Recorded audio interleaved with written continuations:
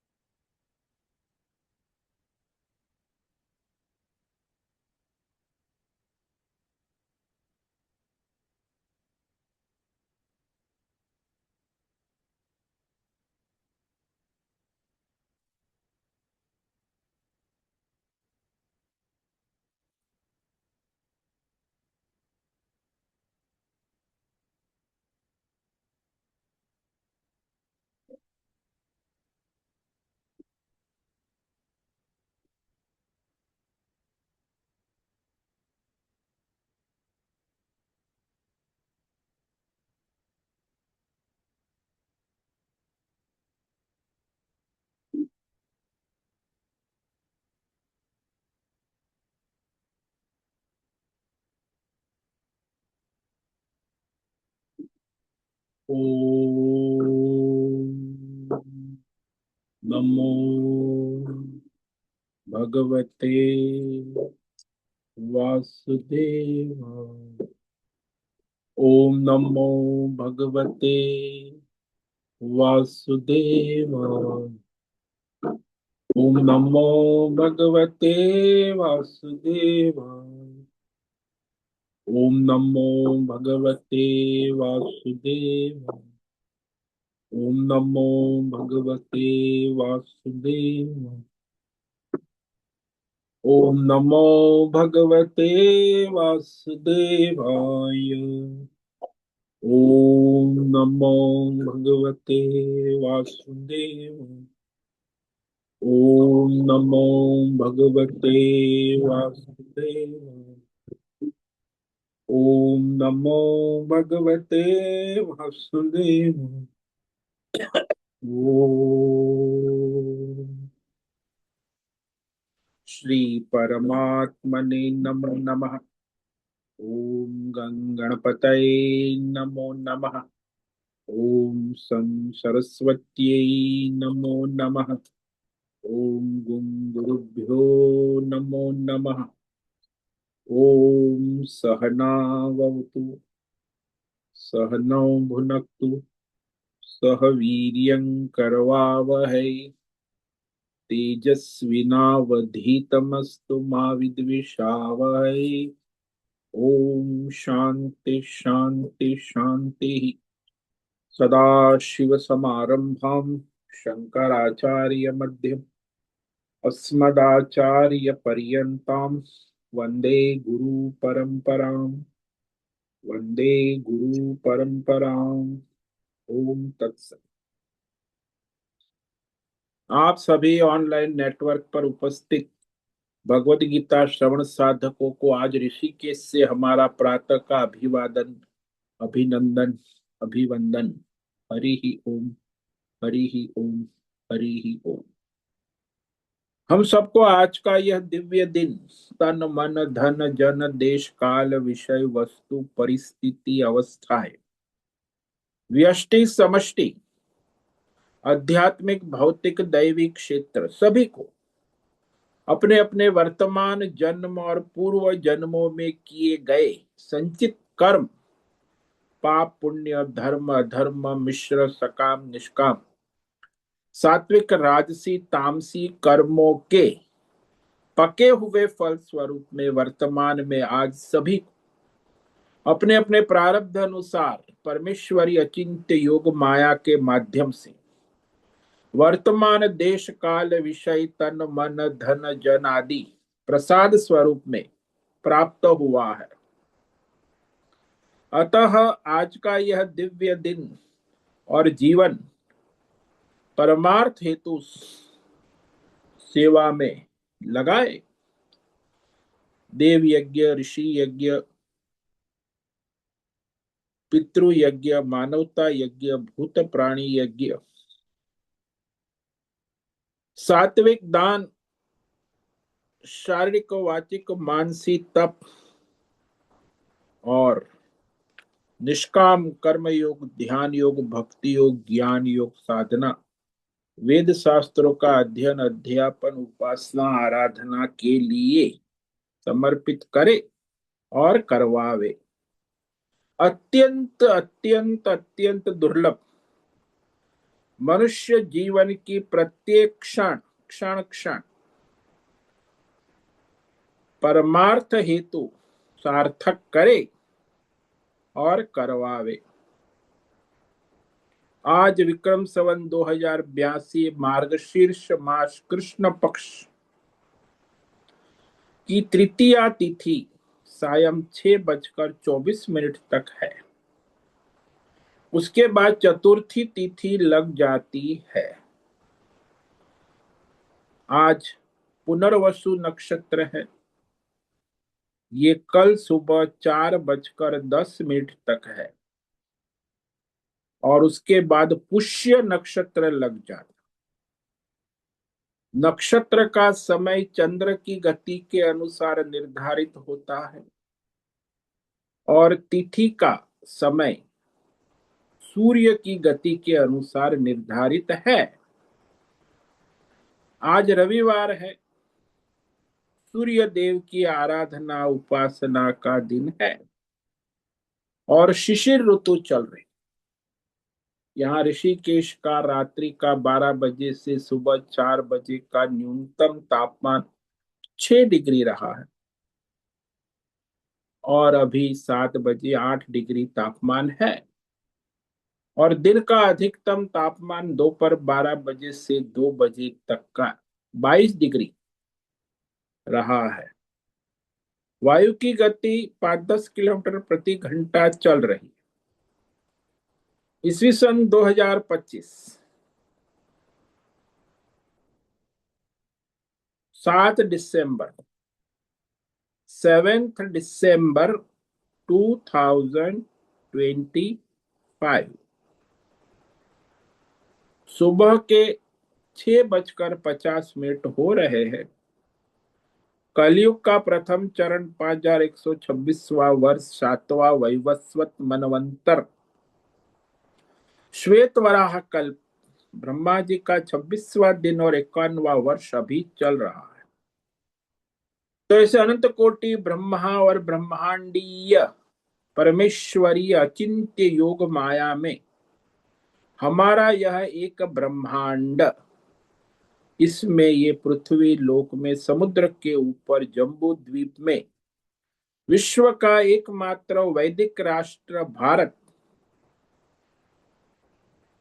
में उत्तर हिमालय प्रांत में उत्तराखंड राज्य टिहरी जिले में हिमालयन शिवालिक पर्वतमाला के अंतर्गत मणिकुट पर्वत के ऊपर नीलकंठ महादेव के सामने ऋषिकेश नगरी में मुनि की रेती प्रांत में शीशम जाड़ी अवधूतवाड़ा आश्रम के सी ब्लॉक के पहले माले से 5 नंबर कमरे से गंगा किनारे से हम स्वामी उत्तमानंद सरस्वती भगवत गीता के आचार्य शिष्य स्वामी चिन्मयानंद सरस्वती महाराज चिन्मय मिश्र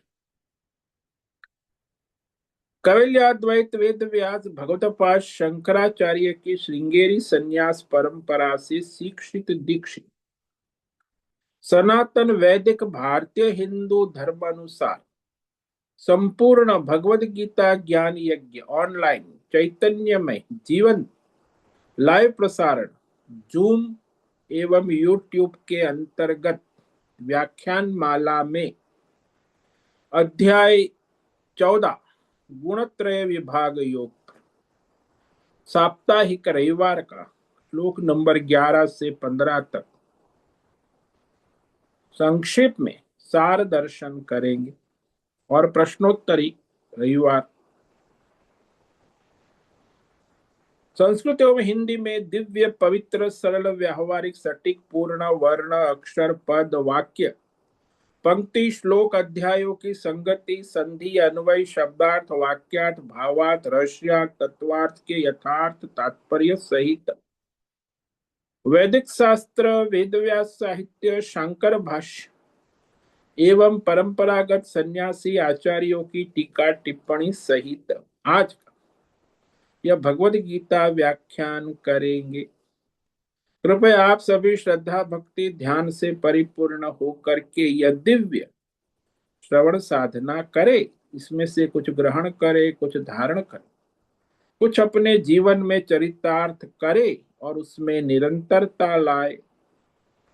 अपनी अपनी आध्यात्मिक, भौतिक, दैवी अशांति, द्वंद्व, मोह, विक्षेपों से रहित होकर के और धार्मिक और शास्त्रीय परंपरागत भ्रम भ्रांतियों से रहित होकर के अपने अपने शरीर, इंद्रिय, प्राण, मन, वचन, कर्म से एक रूप होकर के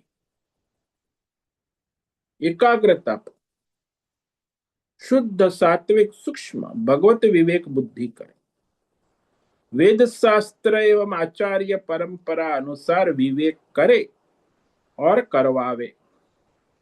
पुनः पुनः इस व्याख्यान का श्रवण करे, मनन करे, चिंतन करे, लेखन करे, चर्चा विचारणा करे, प्रचार प्रसार करे, लिंक भेजे, ग्रुप में शेयर करे, अपना और सबका परम कल्याण करे और करवावे। ओम तत्सत। ओम ओम ओम। तो भगवान श्रीमद् भगवद गीता अध्याय 14 गुणत्रय विभाग योग में श्लोक नंबर 11 में कहते हैं कि सत्व गुण की वृद्धि के दो लक्षण हैं और इस लक्षण को यदि दिखाई देता है तो समझना चाहिए कि जीवात्मा यानी व्यष्टि समष्टि दोनों सत्व गुण की वृद्धि हो रही है। तो यहाँ सत्व गुण व्यष्टि समष्टि जीवात्मा और वो जहां रहता है वो राष्ट्र आसपास व्यष्टि और समष्टि दोनों में गुणों का प्रभाव होता है। वही भगवान कह रहे हैं सर्वद्वारेषु देहेऽस्मिन् प्रकाश उपजायते ज्ञानम यदा तदा विद्यात् विवृद्धम सत्वमित्युत। जीवात्मा में हो या जीवात्मा के परिवार में हो या उसके समाज में हो, व्यष्टि समष्टि, देह का मतलब व्यष्टि समष्टि सब आ जाता। जीवात्मा तो व्यष्टि स्तर पे है ही, कि देह के साथ सारा संसार भी तो जुड़ा हुआ है ना, व्यष्टि समष्टि दोनों। तो जब यहाँ व्यष्टि समष्टि में उसके द्वार कहे, कौन से द्वार है? ये 10 इंद्रिया है, 5 ज्ञानेन्द्रिय और 5 कर्म। और कौन से द्वार? ये तो भौतिक द्वार है। सूक्ष्म द्वार है मन, बुद्धि, चित्त, अंतकरण। तो वह भी द्वार है, सूक्ष्म द्वार है, अंतकरण। और 10 इंद्रिय यानी 14 द्वार है। उस 14 द्वार में प्रकाश, स्फूर्ति, ऊर्जा, चेतना प्रकट होती है। विशेष प्रकाश कहते हैं उसको। जैसे ये स्फूर्ति आप देख सकते हो, जो 16 साल का युवा है तो युवा अवस्था में भी ऐसी चेतना स्फूर्ति दिखाई देती। तो उसकी सारी 10 इंद्रिय और अंतकरण जो है वो 21 साल का युवक है, युवती है, तो उसके शरीर और इंद्रियों में और अंतकरण में एक विशेष प्रकार का तेज, यौवन का जो कहते ना प्रकाश, स्फूर्ति, ऊर्जा प्रकट होती है। तो समझना कि सत्व गुण की उत्पत्ति हो रही है। और ज्ञानम, चाहे भौतिक ज्ञान हो, अध्यात्म हो, दैव हो कि परमार्थिक, ज्ञान शक्ति उसके अंदर प्रकट हो रही है। जैसे क्लास में जिसको 90% आ रहे हैं फिजिक्स में, केमिस्ट्री में, बायोलॉजी में, तो समझना चाहिए कि उसके अंदर सत्व गुण की विवृद्धि बढ़ रहा है, और इस तरह वह उसमें ज्ञान का प्रकाश दिखाई देता। बुद्धि में विवेक शक्ति जागृत होती है। बुद्धि अपने लक्ष्य का अनुसंधान करती है। तभी भी समझना चाहिए कि सत्व गुण की वृद्धि हुई।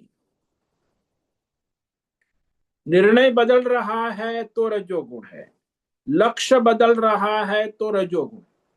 लक्ष्य निर्धारित है, निर्णय पक्का है, विवेक शक्ति यथार्थ दृढ़ है, तो समझना चाहिए सत्व गुण उत्पन्न हो रहा है, बढ़ रहा है। तो उस समय उस जीवन में, उस जीवात्मा में, या उस परिवार में, या उस राष्ट्र में, उस समय ऐसा जानना उचित है कि उनमें सत्व गुण विवृद्ध है, विशेष रूप से बढ़ रहा है। सत्व गुण बढ़ने के बाद ही शुद्ध सत्व की संभावना है, अन्यथा नहीं। रजोगुणी और तमोगुणी में सत्वगुण की संभावना है, लेकिन शुद्ध सत्व की नहीं।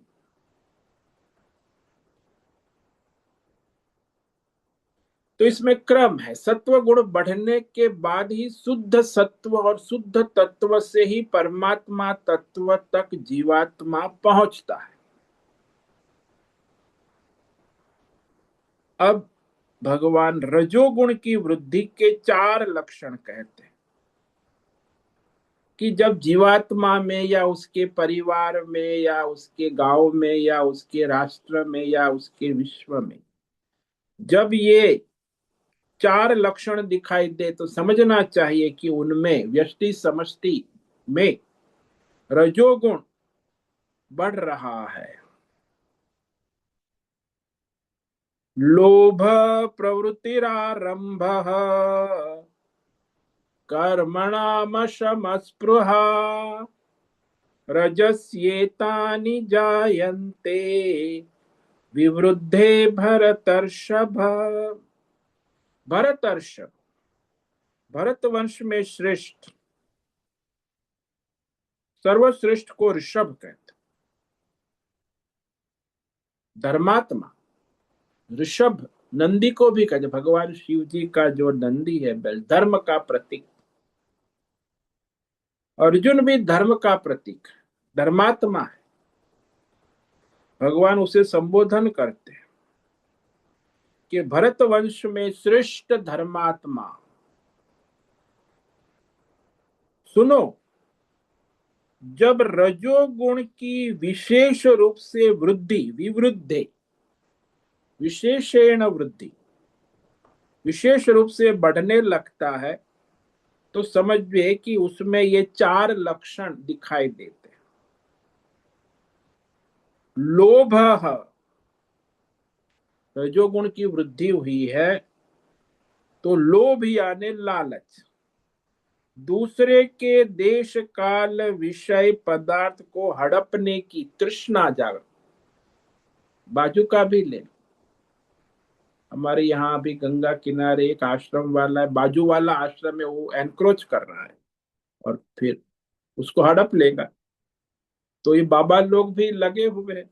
लोभ, अरे भाई तेरा बड़ा आश्रम है, उसकी छोटी कुटिया, उसको भी नहीं रहे बैठने, साधु है उसको नहीं, वो भी कुटिया मैं ले लूंगा। तो इसे कहते लोभ। दूसरों का छोटा कुछ है उसको भी हड़प लेना है, अरे उसके पास छोटी कुटिया है तो बड़ा आश्रम है, नहीं उसको हड़प लूंगा मैं। ऐसे ही संसार में सब लोग, जैसे बड़ी मछली छोटी मछली को खा जाती, उसे छोटी मछली के लिए कोई दया नहीं होती। ये नियम है, लोभ होता है। और दूसरा है, लोभ का स्वरूप है कि जो हमारे पास संग्रहित बैंक में घर में विषय पदार्थ है, वह समय आने पर अपने लिए या अपने स्वजनों के लिए या सबके हित के लिए नहीं लगाना। आपने बैंक में किसके लिए जमा की? अपने लिए तो खर्च करो, वो भी नहीं। अपने परिवार के नहीं, समाज विश्व नहीं। संग्रहित पदार्थ न अपने लिए खर्च करना है, न अपने परिवार के लिए, न अपने राष्ट्र के।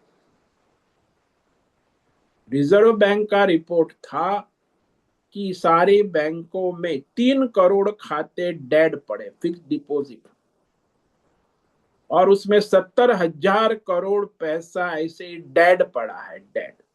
अब वो सरकार भी नहीं ले सकती, क्योंकि जिसके नाम का है, उसके वारिस है, परिवार है, उसको दिया जा सकता है, लेकिन और किसी को तो नहीं दे सकते। तो संग्रहित किया उसने, एफडी में जमा किया लाखों करोड़, लेकिन उसका ना अपने लिए उपभोग कर रहा है, ना अपने, और मर गया। तो डेड पड़ा है ना, वो डेड हो गया, उसका अकाउंट भी डेड हो गया। तो न अपने लिए खर्च करना है, न अपने स्वजनों के लिए, ना देश के लिए, या किसी गरीबों के लिए नहीं, बस। ये भी लोभ की पराकाष्ठा है इसको।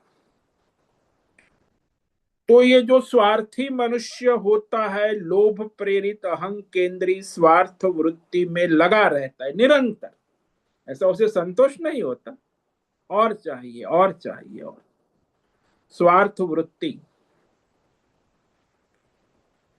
और जब लाभ होता है तो और अभिलाषा बढ़ती है, और चाहिए और चाहिए। प्रवृत्ति आरंभ, प्रवृत्ति भी अपने स्वार्थ हेतु अपने लिए करेगा, सबके हित भले के लिए नहीं करेगा। प्रवृत्ति आरंभ सकाम, जिसको कहते हैं सकाम प्रवृत्ति ही करेगा। रजोगुणी कभी निष्काम पर यज्ञ दान तप नहीं करेगा। दुकान करेगा, धंधा लगाएगा, सकाम अपना स्वार्थ, तो प्रवृत्ति का आरंभ करेगा, लेकिन स्वार्थ बुद्धि से, सकाम भाव से अनेक प्रवृत्ति करता। ये सब देखो, राजनेता है, पार्टियां है, कॉरपोरेट वर्ल्ड है, बिजनेसमैन है, ये सब एनजीओ है, लगाते धंधा, नए नए प्रोजेक्ट लेते रहते हैं, अनंत आयोजन अनेक प्रकार के। और उसमें आजकल तो ये सब देखा जाता है, और उनका निरंतर प्रयास भी रहता। तृष्णा भी उनकी अधिक होती है। जैसे वो पशु होता है ना, गधा, गधा तो नहीं, यहाँ हमारे खच्चर सामने अभी देखो, हाँ वो खच्चर जो है, उसका मालिक उसे ले आता है, उसमें रेता भर के उसको दिन भर ढोता रहता है। तो ये रजोगुणी मनुष्य का जीवन खच्चर जैसा होता है। या तो आपने देखा होगा, गांव में कोलू का बैल होता है ना, वो तेल पीलता रहता है, वो उसी कमरे में घूमता रहता है सुबह से शाम तक, कोलू का बैल।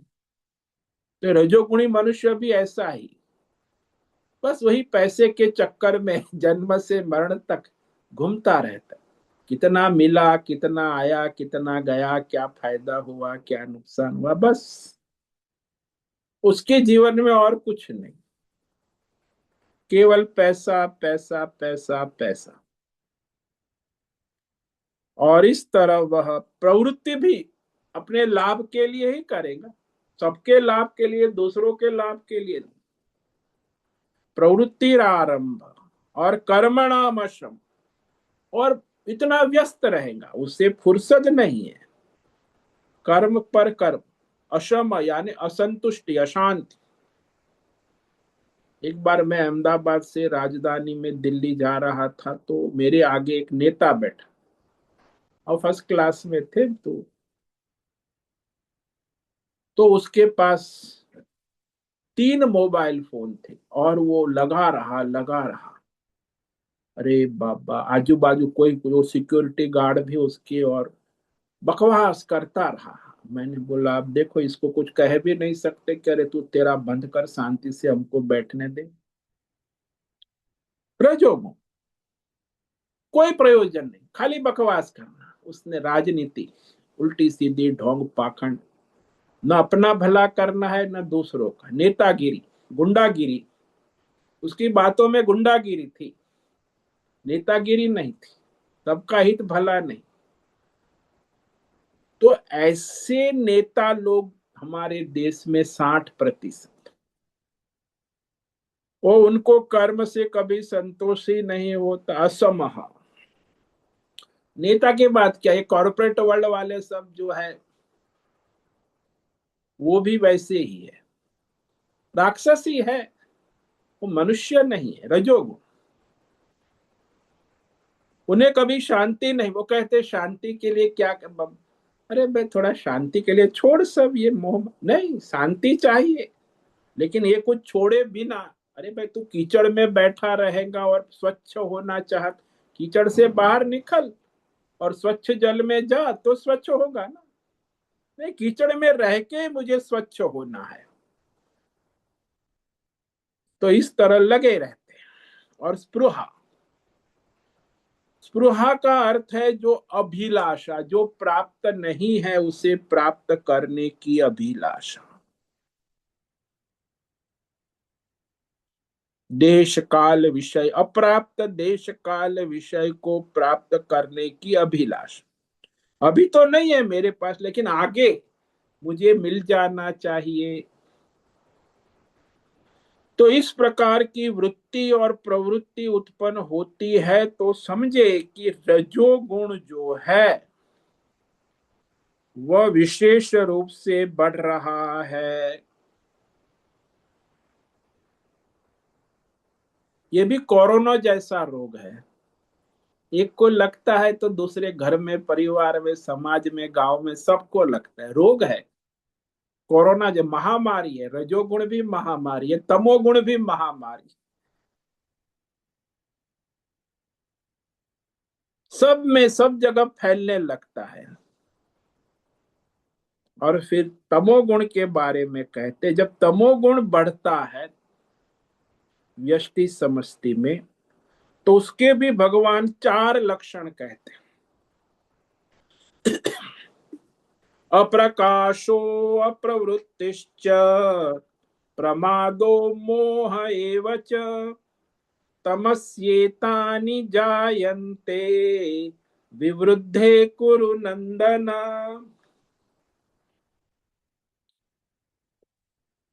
कुरु नंदन, भाई कुल को प्रसन्न कौन करता है?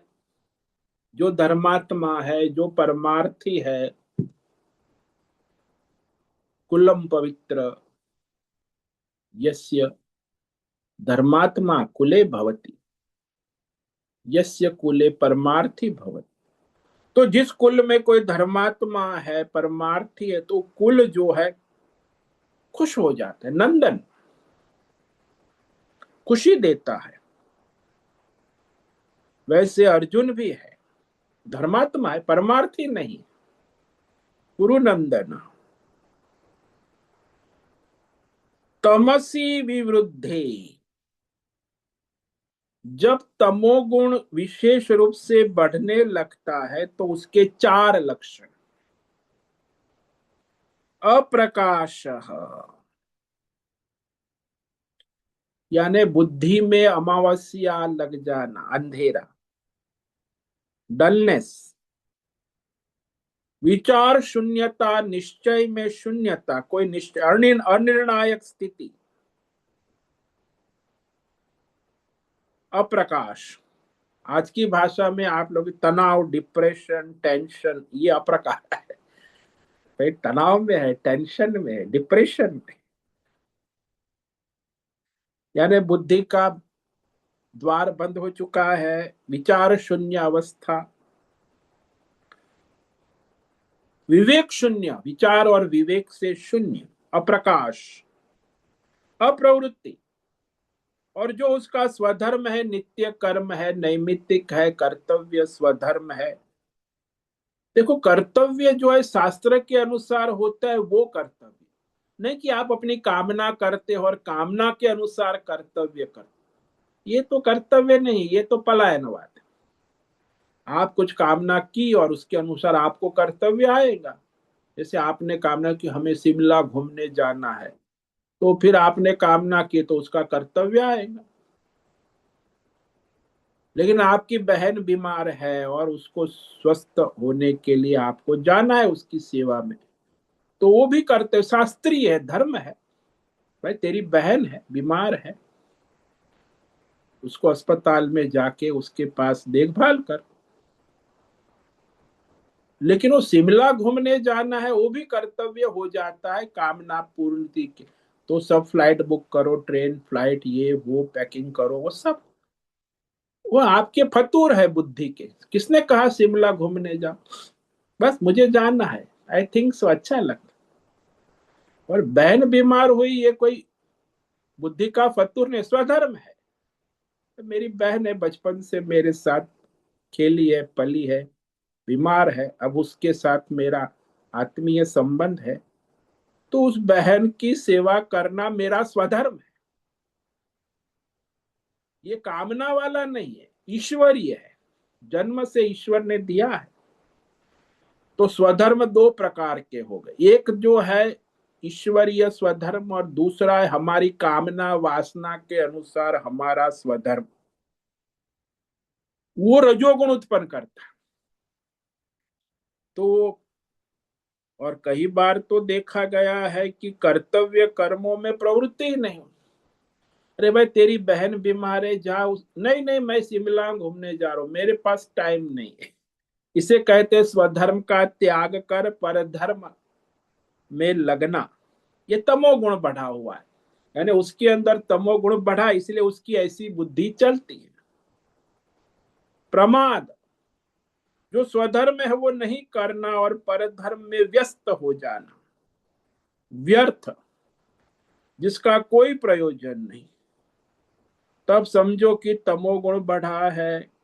आजकल ये इंटरनेट मोबाइल ये सब जो गेम है या रील देखना है, यूट्यूब है, ये सब प्रमाद है।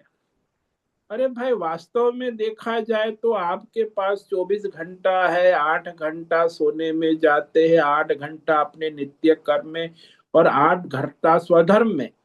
यह कुछ रील देखने का या गेम खेलने का एक क्षण का समय नहीं। मैं 40 साल से, मुझे कुछ फिल्म देखना, गाना सुनना, रील करना एक क्षण का समय नहीं। अरे मेरा 8 घंटा अपना नित्य कर्म, 8 घंटा ये स्वाध्याय पढ़ अध्ययन और 8 घंटा सोने में जाता। उससे दूसरा कर, लेकिन वो कुछ करना ही नहीं है, अपना नित्य कर्म करना नहीं है, अपना स्वधर्म करना है। सोने का भी जो 8 घंटा है वो 3-4 घंटा सोना है, यानी सब जगह डावाडोल। इसी को प्रमाद कहते हैं। व्यर्थ जीवन की बर्बादी, समय की बर्बादी और मोह, मोहिनी वृत्ति।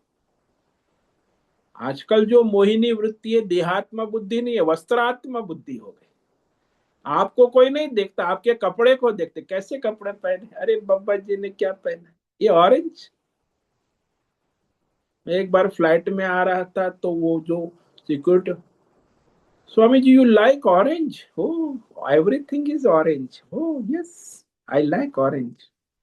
अब उसको कहा, तो वह जो है केवल वस्त्र, मुझे नहीं, ना स्वामी को देखता है, ना मैं मनुष्य हूँ पुरुष हूँ, कुछ नहीं, उसे मेल केवल मेरा ऑरेंज दिखता है, orange. You are looking orange, तो you are not human being. सूक्ष्म शरीर नहीं दिखेगा, कारण शरीर नहीं दिखेगा, अंतरात्मा नहीं दिखेगा, परमात्मा तो दिखेगा ही। कितने आवरण, 7 आवरण, केवल वस्त्र ही, इसको मोहिनी वृत्ति, आजकल मोहिनी वृत्ति बहुत।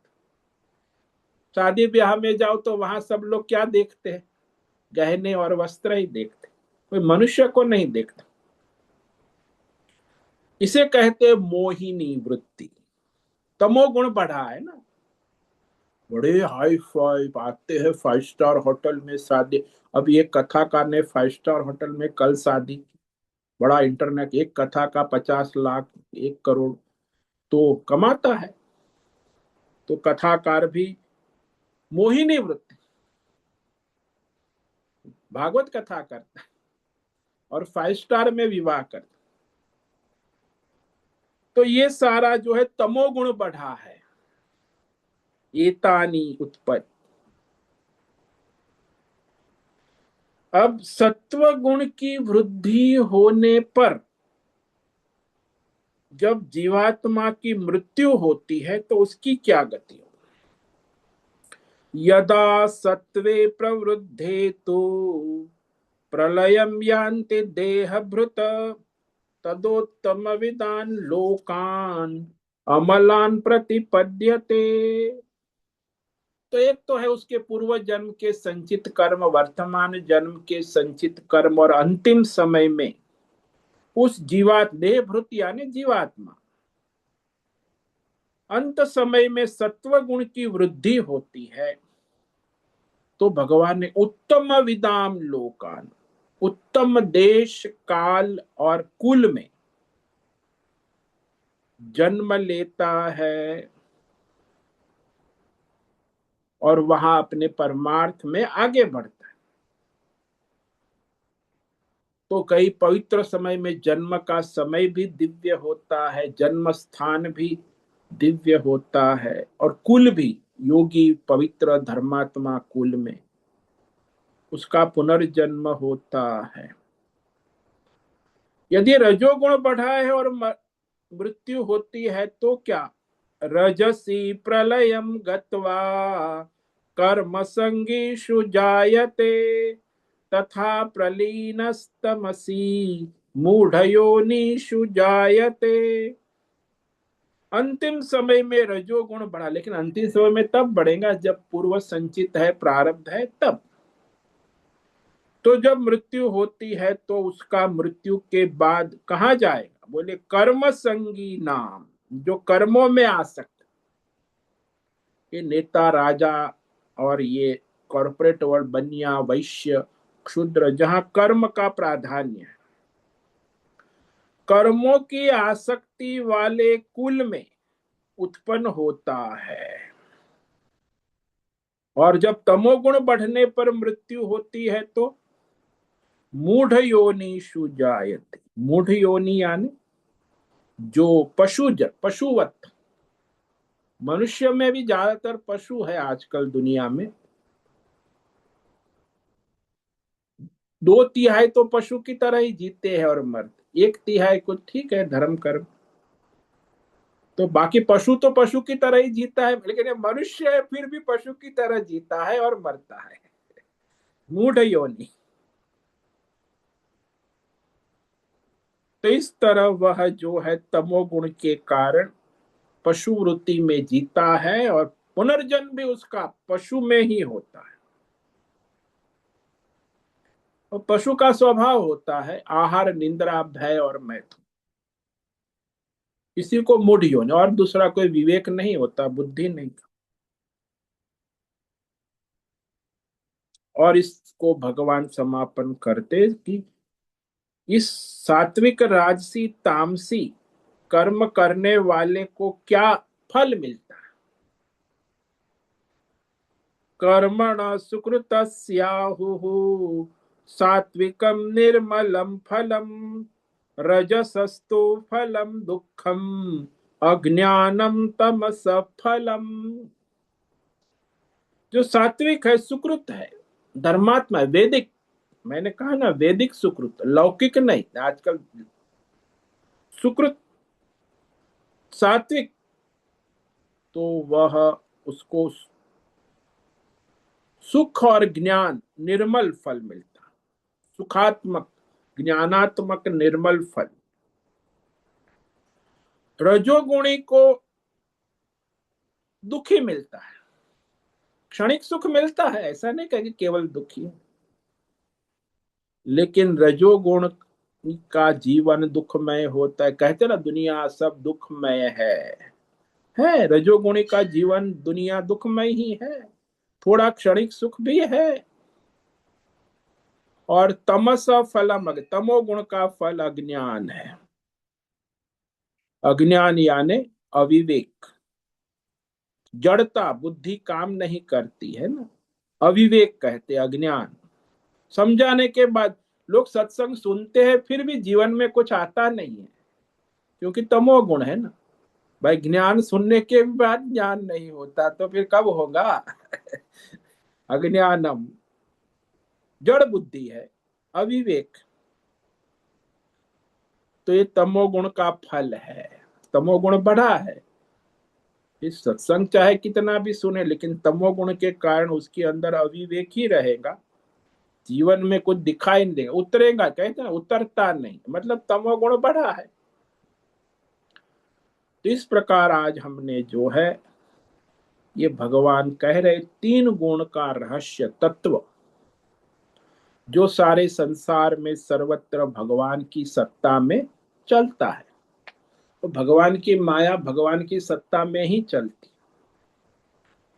इसलिए भगवान से अलग तो कुछ है ही नहीं। और ये माया है त्रिगुणात्मक, उसका स्वरूप भगवान के कि मैंने उसको ऐसी बनाई है। अब आप उसे बदल नहीं सकते। भारत सरकार या गवर्नमेंट ऑफ चाइना या अमेरिकन गवर्नमेंट ये भगवान की माया को बदल नहीं सकते। वो तो जैसे भगवान ने बना ही वैसे ही चलेगी। तो आज रविवार है, इसीलिए रविवार का सत्संग प्रश्नोत्तरी का समय है। तो अभी किसी भी साधक को कोई प्रश्न है वो अभी प्रश्नोत्तरी कर सकते हैं।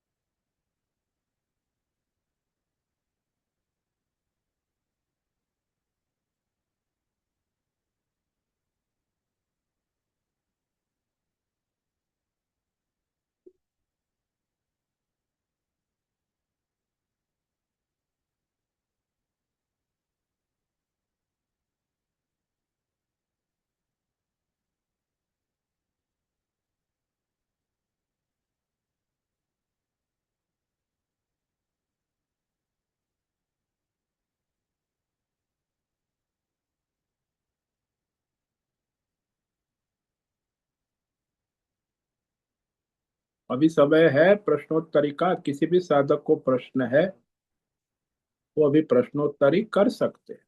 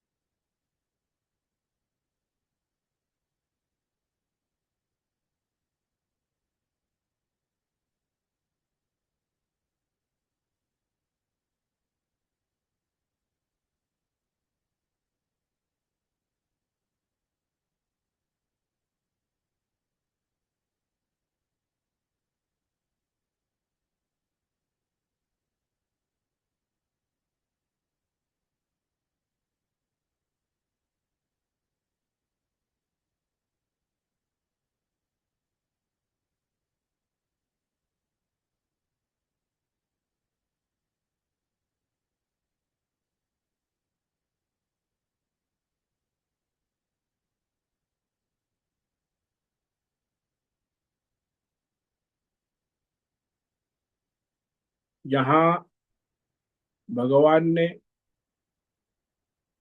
16वें श्लोक में सुकृतस्य कर्मणः सात्विकम निर्मलम,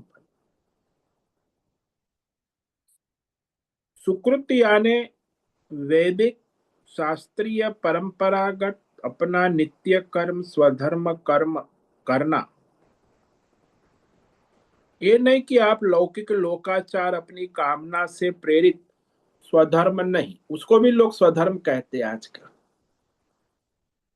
वो स्वधर्म आपका अपना कामना और वासना से उत्पन्न हुआ स्वधर्म, लोकाचार, व्यष्टि समष्टि, वो रजोगुण है, वो सत्वगुण नहीं। सात्विक सुकृति आने की जो ईश्वरीय धर्म शास्त्र हमें ईश्वर ने स्वधर्म दिया है, वैदिक परंपरागत अपना स्वधर्म कर्तव्य कर्म करना, तो उससे जो मनुष्य को सुख और ज्ञान और दैवी गुण प्राप्त होते हैं, यही निर्मल फल है। सकाम करेगा सात्विक कर्म तो उसे सुख मिलेगा, ज्ञान मिलेगा। निष्काम करेगा तो परमार्थ में लगेगा। इसलिए निष्काम कर्म करने वाला शुद्ध सत्व में चला जाए और सकाम कर्म धर्म करना वह सात्विक में रहेगा। क्योंकि सत्व गुण दोनों में, एक सकाम है, सात्विक है, धर्मात्मा है, तो वह सात्विक तो है लेकिन परमार्थी नहीं, धर्मात्मा है।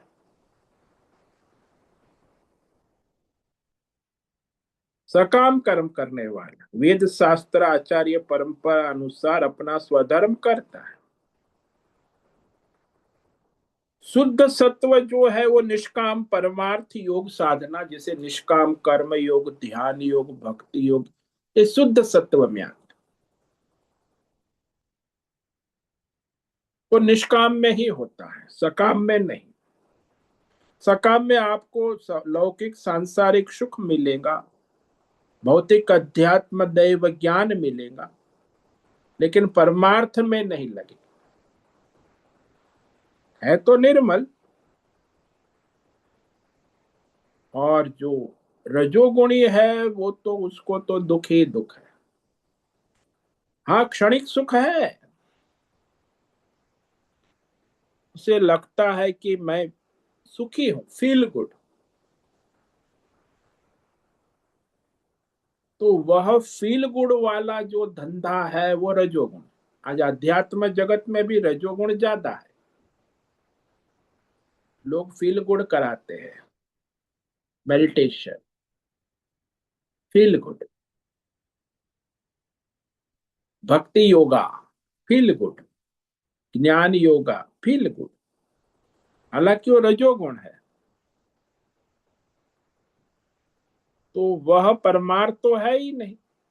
उनका लक्ष्य है कि हाँ थोड़ा physical comfort, health and mental peace, हाँ माइंड पीस, तो ये रजोगुण उनको चाहिए।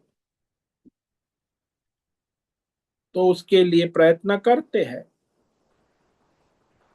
रजोगुणी मनुष्य जो कर्म करता है कामना से प्रेरित होकर, अपने स्वार्थ से प्रेरित होकर, अपने अहंकार से प्रेरित होकर करता है। और सत्व गुणी है वो परमार्थ ईश्वर से प्रेरित होकर, शास्त्र से प्रेरित होकर, कुल परंपरा आचार्य परंपरा से प्रेरित होकर अपना स्वधर्म। दोनों में फर्क है, करते तो दोनों कर्म। इसीलिए जो रजोगुणी है उसे अपना कर्म का फल मिलता है, उसमें प्राधान्यता दुख की होती, लेकिन उसको ऐसे लगता नहीं है दुख है, वो लगता है ठीक है, एवरीथिंग इज ओके। लेकिन है, क्योंकि वहां उसे किसी भी सुख के आगे पीछे उसका दुख लगा। अनित्यम असुखम इमम लो, क्योंकि रजोगुण है उसमें सुख भी अनित्य है, और दुख नित्य है। तामसी कर्म करने वाला मनुष्य तो हमेशा आलस, निद्रा, प्रमाद और अंधकार में ही जीता है और मरता। जैसे ये सब व्यसनी है, शराबी है, जुआरी है, लुटेरे है, भ्रष्टाचारी, दुरा, उनको लगता है कि मैं जो कर रहा हूं वो सही है, और तमोगुणी है। ये भी एक रोग है भयानक। आप लोग कहते कैंसर भयानक है, लेकिन कैंसर और एड्स भयानक है, लेकिन ये जो तमोगुण का रोग है ये तो बड़ा भयानक मानसिक रोग है ना। और उसका इलाज तो केवल परमार्थ है, और तो कोई है नहीं। और ये रोग जब लग जाता है तो फिर वो तमोगुणी मनुष्य का सर्वनाश हो जाता, क्योंकि वो चला जाता है मूढ़ता में, हिंसा में, हानि दूसरों को पहुंचाने में, द्वेष में, उसका जीवन पूरा हो। और जीवन भी इन लोगों का अल्प होता है, दीर्घायु नहीं होता, बस मुश्किल से 50-60।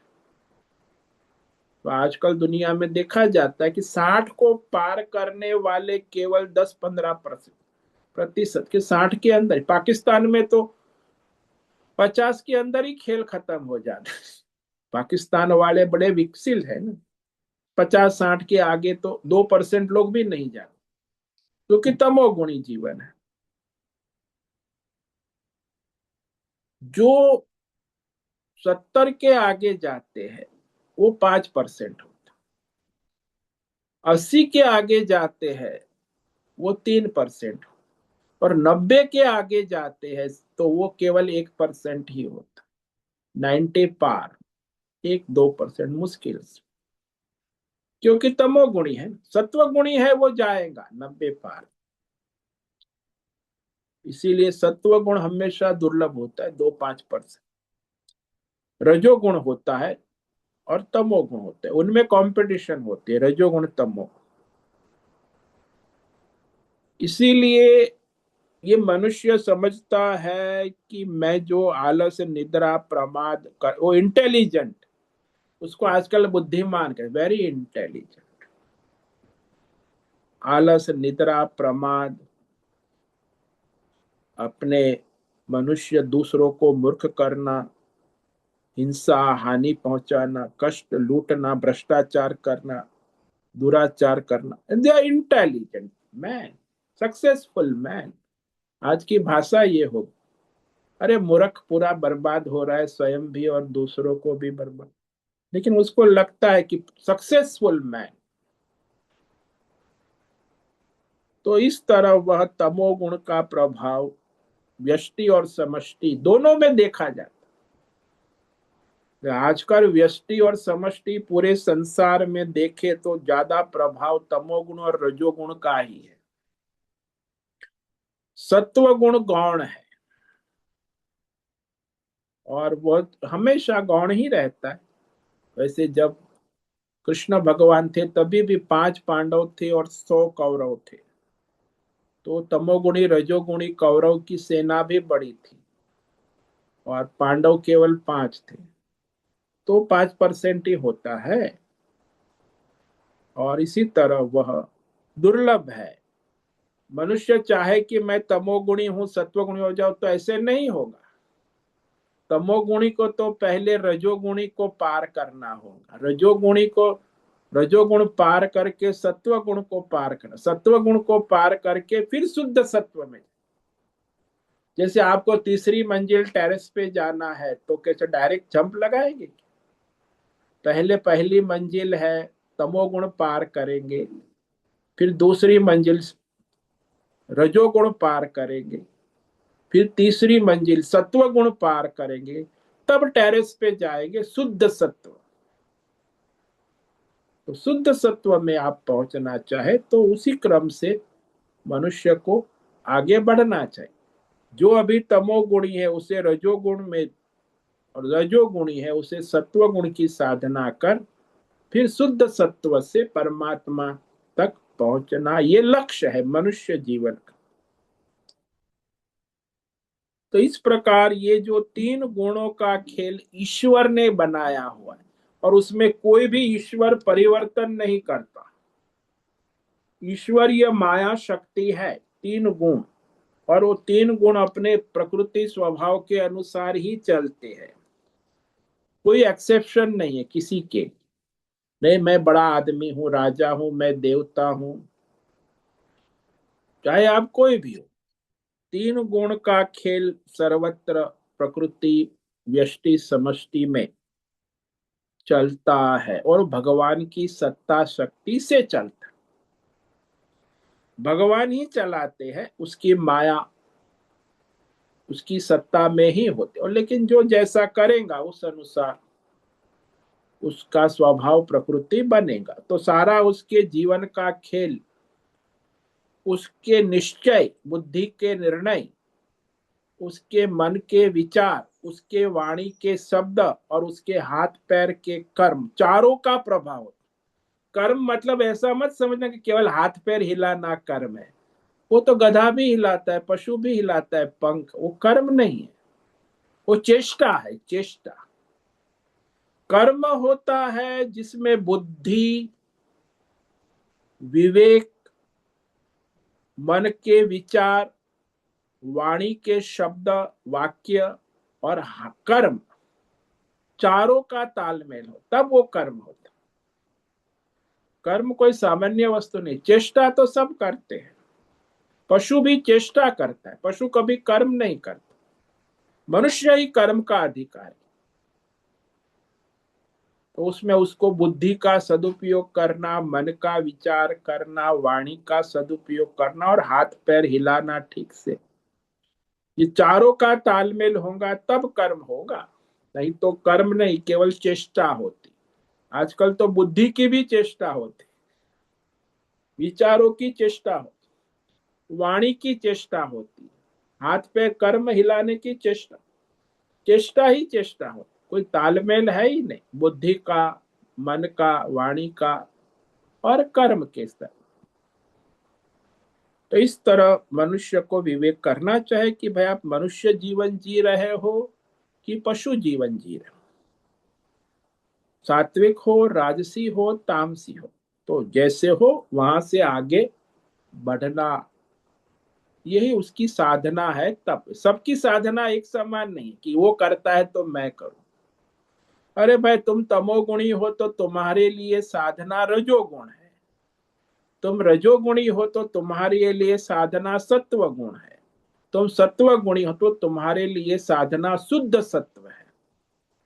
तो उसी योग्यता के अनुसार ही प्राइमरी से हाई स्कूल, हाई स्कूल से कॉलेज, कॉलेज से डिग्री, डिग्री मास्टर्स करके फिर पीएचडी परमार्थ तक मनुष्य पहुंचता है। डायरेक्ट फ्लाइट नहीं है, क्रम से जाना होगा। उसी क्रम से मनुष्य गिरता है, उसी क्रम से उसे चढ़ना होगा। तो इस तरह आज हमने ये विचार किया है। तीनों गुण का रहस्य भगवान कहते जा रहे। आगे भी ये पूरा अध्याय का नाम ही गुणत्रय विभाग, कि उसका परिचय, इंट्रोडक्शन करा। आगे भी उसके विस्तार से कहेंगे कि भगवान की माया जो है यही है ना, त्रिगुणात्मक। सत्व गुण, रजोगुण, तमोगुण को समझना ही भगवान की माया को समझने बड़ा।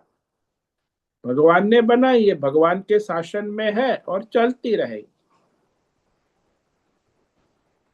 तो ठीक है, अभी समय पूरा हो रहा है। फिर भी किसी को कोई प्रश्न है तो अभी पूछ सकते, 5 मिनट है।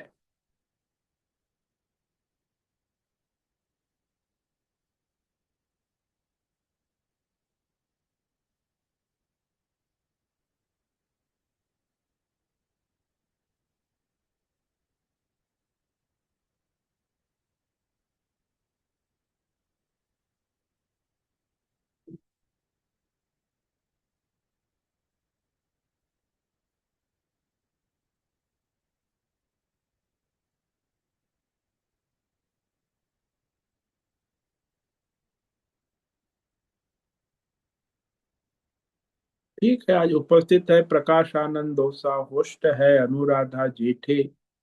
भद्रेश पड़िया, जीवी कुमार, हेमा कोटक, जयंती पांडा, मीरा उच्चिल, मीनाक्षी काले, नैना पुरोहित, पंकज भट्ट, पृथ्वीराज मालव, राम सेवक यादव, रेशा रथ, संजीवनी श्रीरंग रानड़े, शालिनी जैन, सुनील ठाकुर, उषा मेनन, विशाल बेड़िक। रेशा रथ बहुत दिनों के बाद आई, कहाँ गए थे रेशा? हाँ, नमस्ते स्वामी जी, प्रणाम। बहुत बहुत। हाँ। हाँ हाँ, जरा बिजी थी, कुछ शादी वगैरह थे अच्छा, इसीलिए। शादी की मौसम चल रही है, अच्छा अच्छा। जी, इसीलिए नमस्ते। ठीक है। क्षम्यताम, अभी आऊंगी रेगुलर। हाँ, तो सभी साधक आज जो उपस्थित है, विशाल बेड़ेकर, उषा मेनन, सुनील ठाकुर और साहेब बहादुर कपूर, सभी को आज का रविवार मंगलमय हो, परमार्थ करे और सबका कल्याण करे। सबको ओम नमो नारायणाय। ओम नमो ओम नारायण। नमो नारायणाय स्वामी जी। नमो नारायण स्वामी ओम जी। नमो नारायणाय स्वामी जी। नारायण ओम नमो नारायणाय। नारायण। बहुत से निवेदन है, आज का सत्संग पूर्ण करे। ओम नमो नारायणाय। आज का दिव्य सत्संग हम यही पूर्ण करते हैं। सभी साधकों को ओम नमो नारायणाय। सभी साधकों को ओम नमो नारायण।